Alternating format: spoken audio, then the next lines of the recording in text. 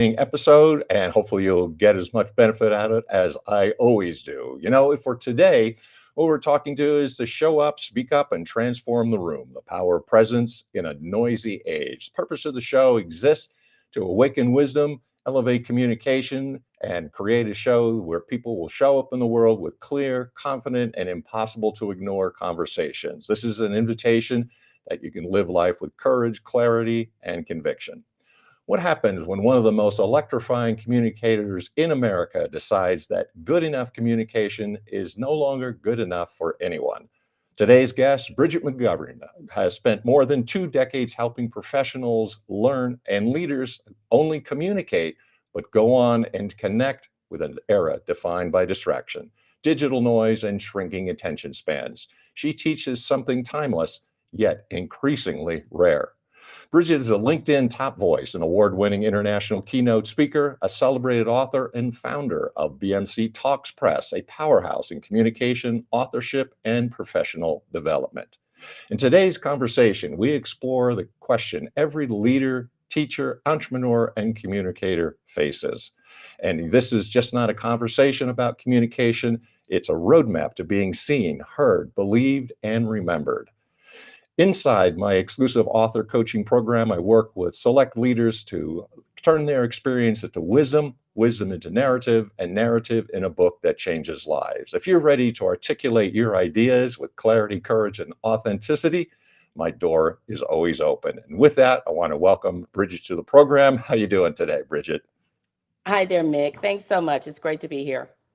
Well, I'm so excited to talk to you because with all the fascinating things from your background, which is vast, please tell us a little bit about your story so we know more about you. Absolutely. Well, my name is Bridgett McGowen Hawkins, and I've been a professional speaker since 2001. But before that, in elementary school, Mick, I would get talks too much on all of my report cards. So it just made sense that I would end up on stages and on the Sure. microphone. But I have made some adjustments and shifts, if you will, in my career, as a lot of people have. I've Yeah. been an educator, worked for a university in Texas, as well as a community college in Texas. Nice. I also was in corporate America working for an ed tech company. And one thing led to another, and I ended up becoming a full-time speaker in 2016 after getting laid off. And then I ended up becoming a publisher, but I'm sure we'll get more into that later. But that's kind of the story. I'm a speaker, I'm a publisher, and when I'm not on pages and stages, I'm a wife and a mom. Wow. So at a full schedule there. But I can't help but mention you've met some really interesting people over the years. I wonder if you could just touch on that for a little bit. Most of us don't reach that high level of people. Right. So I have spoken on the same agenda with the likes of President Barack Obama, Oprah Winfrey, Dr. Amy Cuddy, Alex Rodriguez, Deepak Chopra, just to name a few. And this is the thing, Nick, and this is going to sound unconventional. Other people are impressed by that. I'm not. They're people just like you, just like I am. They put their pants on one leg at a time. If you cut them, Hmm. they bleed. But I know it, excites some people, but I'm just like, hey, I just happen to be at the same conference presenting along with them. And, it was, you know, something I can add to the resume. Awesome. Well, one of the things that you had mentioned about your background, and you have a very full schedule, a lot of authors are wondering, well, how do you do that? And it depends on an individual writing style. And then also, in your case, being a publisher, how do you manage all that? Like, when do you write? When do you find time to balance family and your profession? A lot of times people want to wait for those big chunks of time, and I recommend using small windows because if you wait for a 3 hour block, you're going to be waiting for a month, you know? Mm. So if you write in 20 to 30-minute bursts, then you're going to finish your book. So small, consistent deposits are going to build the bank. And then I also recommend consistency.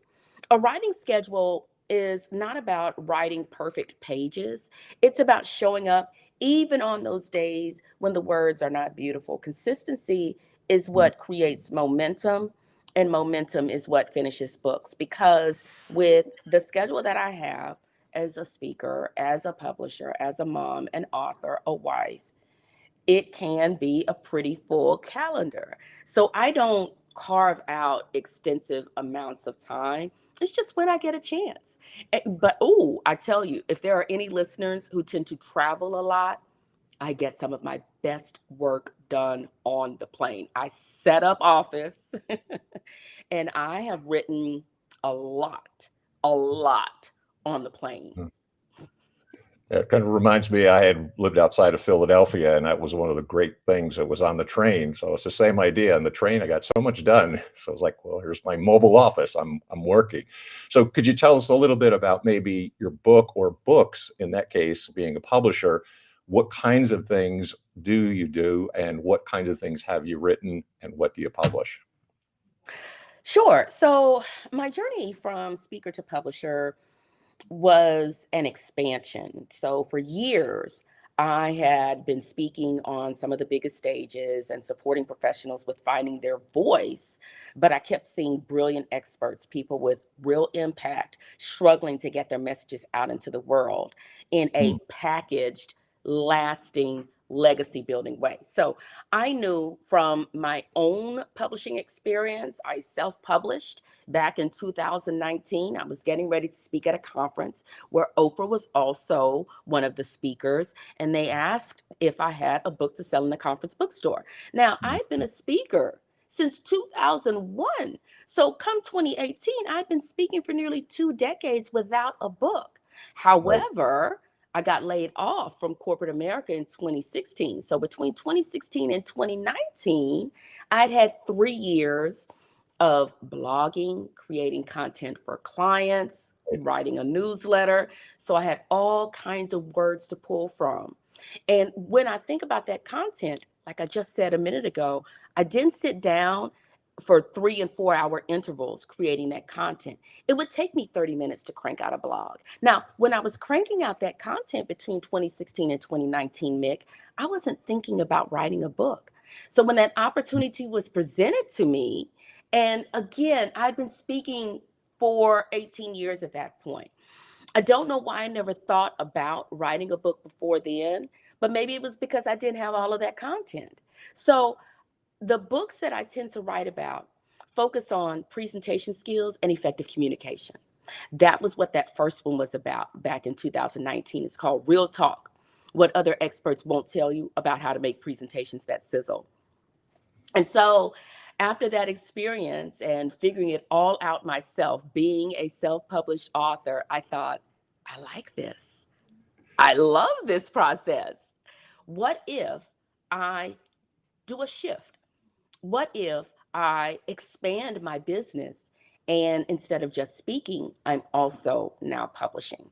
So that is kind of that evolution of speaker, author, publisher, and some of the titles or the topics that I've written on Yeah. fall into different categories.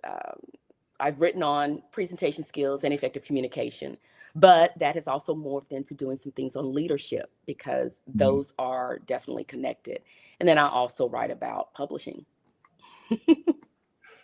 Yeah, hope so. But one of the things I think people would be interested in knowing is that idea of speaking and then having a book along with it, because I feel that there are a number of people that, in yourself, in your own situation, we're speaking, but no book. They have what I call the hidden book because it is in blogs or in Google Docs or somewhere else. You just have to put it all together and put the content in one place, i.e., a book. Right. So what forgive me, what's the Well, question? one of the speakers, I think, people who are speaking have found that they really need a book in order to enhance and encourage a speaking career. Like, they go together. I think that's kind of what you were saying. And that's what I think people need to hear. Like, if you're speaking, why don't you have a book? I guess is the question. Right. And this is the thing. Uh, Bear in mind, once again, I have been speaking since 2001. I've been speaking for 18 years without a book. So it's not absolutely necessary that you Right. have a book in order to speak. I didn't publish until 2019. So, but I will say that does it, is it a good thing? Absolutely. Is it a negative? No, it's not to have a book. So I'm very intentional with my books. I don't simply write to write, but I like to write to elevate. And I would encourage any listeners who are speakers and they're thinking about, do they have to have a book? Um, no, but what's really cool about being a speaker is you already have a lot of content to pull from, right? You already have the keynotes, you have the workshops, you have the presentations, you have a ton of words. So I want you to think about, no, you don't have to have a book. Is it good to have one? Yes. Having one will open doors to higher level consulting opportunities, international speaking engagements, if that's on your list or you're wanting to expand further in that area, collaborations with industry leaders. They position you, a book will position you to have potential clients experience you before they ever meet you. Mm. And then a book will extend your influence far beyond what a single keynote alone could ever do. So, books end up being like your silent sales team. They sit on desks, they start conversations, and they build trust long after you've left the room if you're a speaker. Uh, Understood. And since you are a publisher, could you address the question? Because a lot of authors go through this in their own mind. They may not think about, I'll be a publisher myself, but they certainly are thinking about the publishing options that are out there. And as a publisher, you might be able to address, do I self-publish? Do I use a hybrid? Do I find a traditional publisher? And what are the pros and cons along those lines?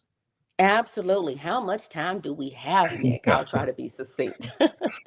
So, there are ostensibly four different publishing routes. There's the traditional publishing route. That's the one most of us are familiar with. Those are the larger companies where they are taking on the big names to publish. And I'll talk more about that in a second. So, one is traditional publishing.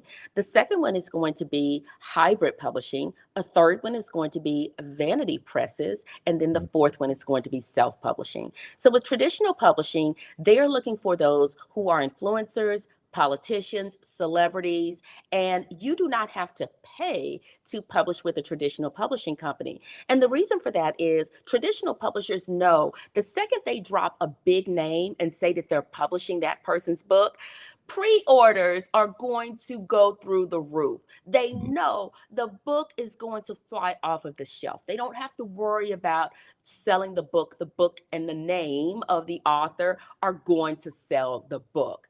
Now, why don't you have to pay a traditional publisher? Don't they have the same expenses as a hybrid publisher, which, surprise, surprise, you do have to pay hybrid publishers. We'll talk about that in a second. Yes, they do. They have the editors, they have the designers and typesetters and all of the people. They do all of the same things that a hybrid publishing company does, or vice versa. A hybrid publishing company does all the same things a traditional publishing company does because traditional publishers were here first. Got to give them their due props. Yeah. However, traditional publishers rely on the revenue from those book sales, those guaranteed book sales. With Okay. traditional publishing, the downside to that is you may not get picked up because only a small fraction of the general population is going to have a traditional publisher saying, yes, we want to publish your book. So it's going to be hard for you to get found. You may have to work with an agent. There's no may to it. It's best that you work with an agent. You're going to have to pay that agent a cut. And then your royalties are very low. You're talking 5, 10, 15% of net book sales. Then there's the hybrid publishing world. This is where you're going to have higher royalties. You're going to have more control over your book. Traditional publishers are going to direct you.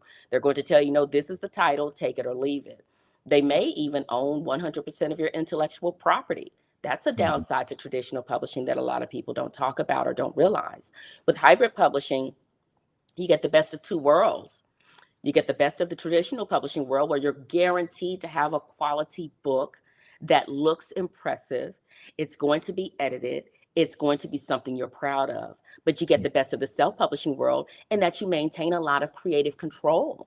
You're able to decide what cover you want. You're able to decide what fonts you want used, and so on and so forth. And you get published faster with a hybrid publishing company.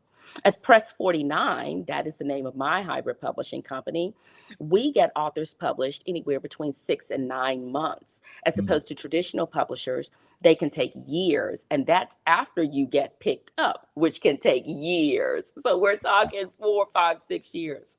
Sure. Also, with hybrid publishing, you have a partner. At least at Press 49, you have a partner in the process where we don't just publish a book, but we strategize with you on how do you position yourself? How do you use this book as a marketing tool? How do you use it as an extension of your credibility? How do you use it to show yourself as a thought leader in your space? We take care and make sure that we put your book through the paces. We make sure that it is edited. We apply 4 levels of editing at Press 49. We also make sure you have a custom cover design. We're not using any, clip art or anything like that. Yeah. And then there's the third lane that I talked about, vanity presses. This is where you still pay to get published, but you may not have that high level of quality and attention to detail applied to your book. They are going to say, okay, you want to get published? Great. We'll typeset it. We'll give you a cover. We'll get your distribution. And they may not look closely at the fine points to ensure you have a book you're proud of. I'm telling you, I can look and I can tell if a book was done by a vanity press or if you self-published it. Now let's get into that fourth lane. Self-publishing, this is where you've got to figure it out yourself. You become the publisher. You have to figure out what are all the things to get this book done and out into the world. And really, it depends on how much time, how much energy, how much focus you have to do that in terms of picking which one of those lanes you want to go down with your Right. manuscript. And it also depends on your resources too. Let's be very clear. Do you have the investment to put into working with a hybrid press? Mm. So here's a question I'm always curious about, and as a publisher, you may be able to address this. I've said and heard that polls have been taken and people have been asked, would you like to write a book? And 85% people say yes. And then how many people have actually published a book? And then it goes down to like 3%. So I'm curious, your thoughts on publishing. How do you bridge that gap between the person who says, I have a story and I would like to publish my book, but is it really worthy of being published? Like, how can you go through that? Or can you walk us through that process for yourself and as a publisher? Sure, how to determine if a book is worthy of being published. It really is Yeah, dependent upon the author, quite frankly, Mick. Now, yes, we can sure. look at the industry, we can look at trends and decide, okay, well, this is what people are interested in. This is what people are looking for. These are the questions that people have. However, we have to think about it this way too. Trends are just that. Trends. So you and I may be talking right now about your brilliant book idea, and it may be relevant today. However, 6, 9 months down the line, once you finally get your manuscript written, or another 6, 9 months down the line, once we finally Mhm. get you published, it may not be hot and exciting. So, how we determine if a book is worthy of being published? Yes, you look at the trends. You look at what is it that people are mostly reading during Q1, 2, 3, and 4, because there are some patterns there. And then that helps you determine when is the best time to release that book based on the genre, based on the topic.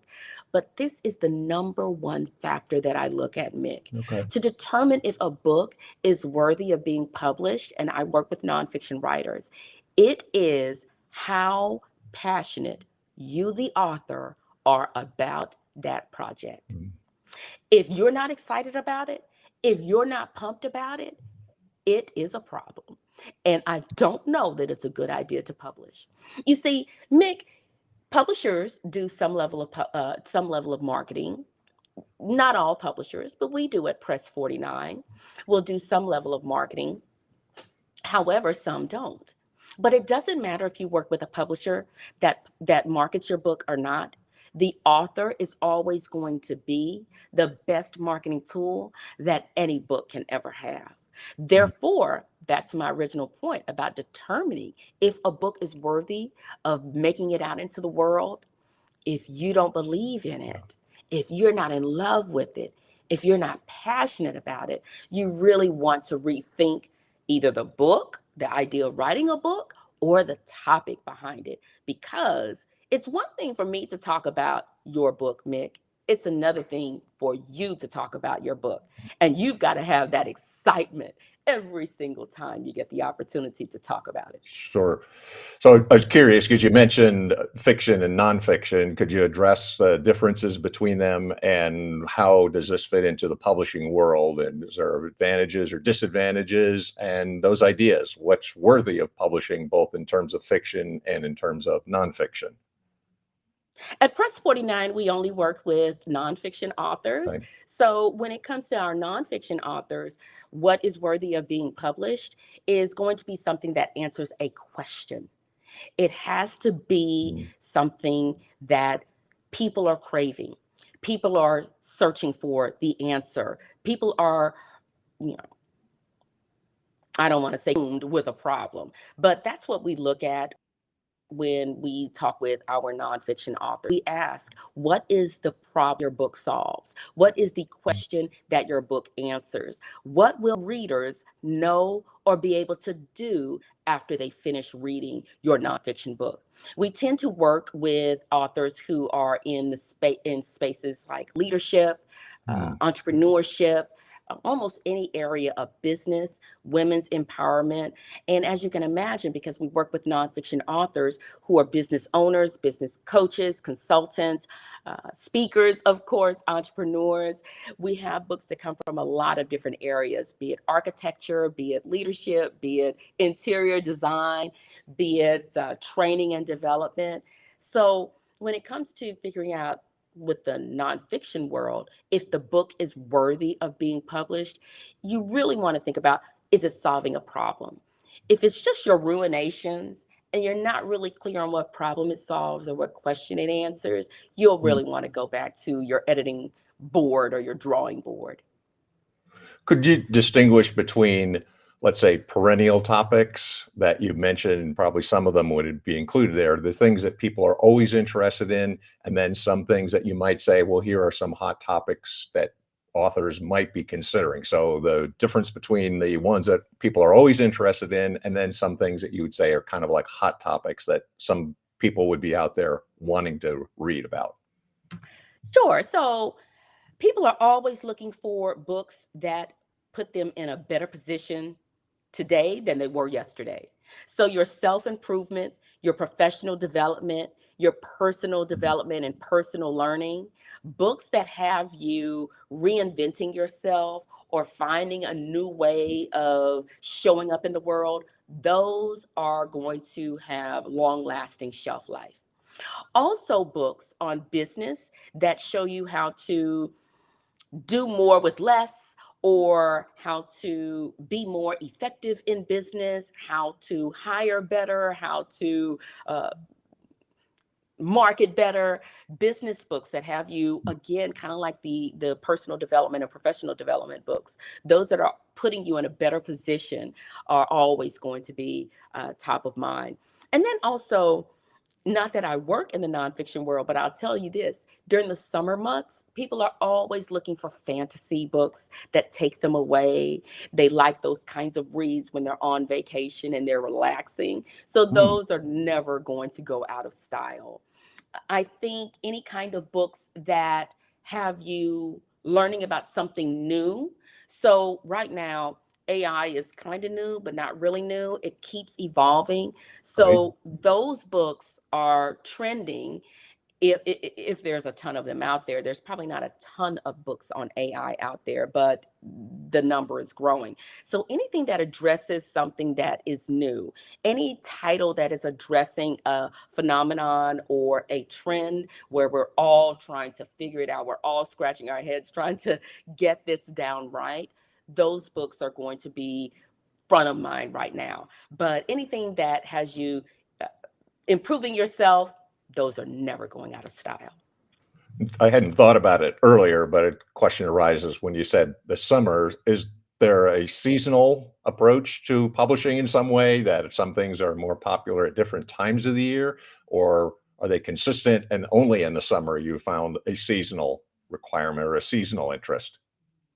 Yes, fantastic question. So during Q1, people are looking for the new year, new you Mm, okay. type of reads. Yeah. So the self improvement, the business improvement, the career improvement, Okay. they may even be changing careers. Those kinds of books do well in Q1. I would say probably during Q2, more of the gift giving types of books. You've got Mother's Day, you've got graduation, you've got Father's Day Oh, coming up. yeah. Also, books, like I was saying, with the fantasy books, fiction, the kinds of reads that you might take on a cruise, you take Mm, on the beach, you take on a road trip just to escape reality. During Q3, we start to get back to school. We're getting into Halloween. So books focused on academia, books focused on suspense or horror or the paranormal because of Halloween is in the mix. Then once you start getting into Q4, books focused on cookery, decorations, food, holidays, things of yeah. that type. Those kinds of books and more gift giving types of books for children during Q4 tend to be those peak seasons for different kinds of publications. One thing that comes to mind, of course, is if you were speaking to that author or the potential author out there who thinks they have an idea, what advice would you give them? What would you say to that person who has this thing in their head and they want to write? What advice would you provide? I would tell them to get it out. Do not wait. Do not think that there's a perfect moment. Mm, Uh, just get it done. The next book, so let me say this. I know there are some people who are experts and they have that idea floating in their mind of I should write, I've got an idea, whatnot. yeah. And a lot of times, you're as an established expert, you you worry. You worry about should you bother. But this is the thing, your book should not repeat what you have already said. I want you to think about that. It should reflect who you have become. There are three questions that I would invite an author to ask themselves. One, what do my network members want more of? Whether it's clients, whether it's people on your email list, Mm, whether it's people on social media who engage with you, what do they want more of? Number two, where is my industry conversation headed? Whether it's your industry, your area of expertise, your profession, where is it headed? And then the third question is, what message am I uniquely positioned to own right now? So your book should elevate your authority and extend it. You see, your audience has evolved and so have you. So your book is an opportunity to claim that next level of thought leadership. So if you've got an idea, go on and do it. Ask yourself those three questions and write the book. Awesome. Lots of great advice and of course a wealth of knowledge as well. Now you've mentioned book and books and publisher, but how do people reach out? Because I'm sure people want to get a hold of you and want to know more. So you could just give contact information, a little bit more of information so that they can reach out to you. Absolutely. The best way to get in touch with me is to visit connectwithb.com. Common spelling, connectwithb.com. ConnectWith, B as in Bridget.com. And you'll find all of my social media channels there, as well as links to my websites, both Press 49 and my speaker site, as well as, of course, links to all of my 12 books that I have written. And then, of course, the publishing company has far more than 12 books. Awesome. Bridget, I just realized you're very busy. I appreciate your time and, of course, sharing a wealth of knowledge and all the things that you have learned over the years, both as a speaker, a publisher, an author, a mom, all of those things. Thank you very, very much for being my special guest today. Thank you. You bet. So I hope you've learned as much as I have about the business. I'm always interested in hearing people from people and encouraging them as well. I'd also like to thank the publishers of my volumes, that is both Burning America and On Track, Ian Hunter, for their support of the program. And if you want to reach out to me, of course, reach out on LinkedIn. That's GMIC, the Doctor of Digital Smith, PhD. And also, thank you for listening to the program as well. Until the next exciting episode, we get more information, more inspiration coming your way. Thanks for listening. Until the next time, this is